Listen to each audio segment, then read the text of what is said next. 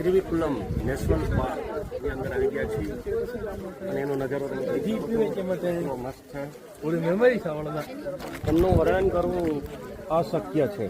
કુદરત જે રચના કરે છે એ રચના બીજું કોઈ કરી શકતું નથી.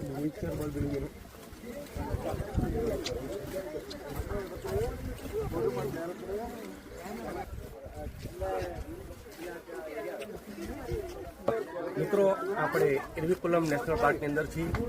એનો નજારો તમે કુદરતી જે છે જોઈ શકો છો. ખૂબ જ સુંદર છે. આની રચના કરવી એ કુદરત સિવાય કોઈ કરી નહીં શકે. વાદળો અમારાથી નીચે છે. અમે અત્યારે ઉપર હિલ ઉપર છીએ તો વાદળો તમે જોઈ શકો છો આરામથી જાય છે. એટલે બાદલ હિન્દીમાં કહી શકો.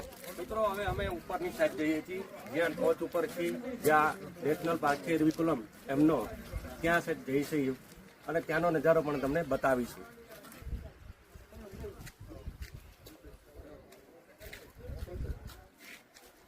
આ કુદરતી ફિલ્ટર પાણી છે આપણું.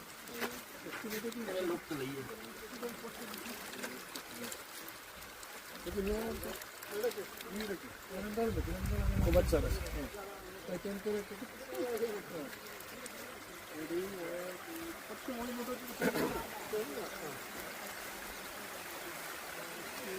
આ ફોટો લઈ તારું ચાલુ લઈ તારું તો સોલા બાપ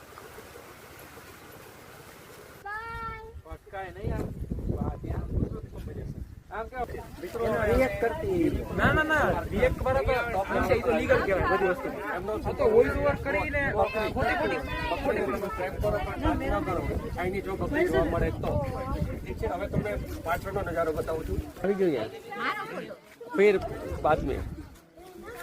હવે આ પાછળનો નજારો આપણે જોઈ રહ્યા છીએ. પર્વતને ચીરીને જાય છે. એ કેટલો સુપર નજારો છે.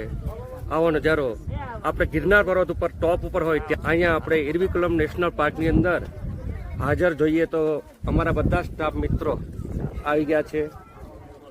અમારા મેમ્બર પત્ની હિનાબેન છે, ધર્મપત્ની નેતા જયેશભાઈ, દક્ષાબેન છે, કૃષ્ણાંગભાઈ, એમને સન અને ડોટર જે ફિઝિયોથેરાપિસ્ટ અમારી સાથે છે. કોઈને કંઈ થાય તો તેવું કે છે. ઠીક છે મિત્રો, આજનો બ્લોગ આપણો ઇરવિકુલમ નેશનલ પાર્કનો છે આપણે પૂરો કરીએ છીએ. ઘણું બધું આપણે કવર કર્યું છે. જો રહી ગયું હોય તો તમે આવી અને કવર કરશો.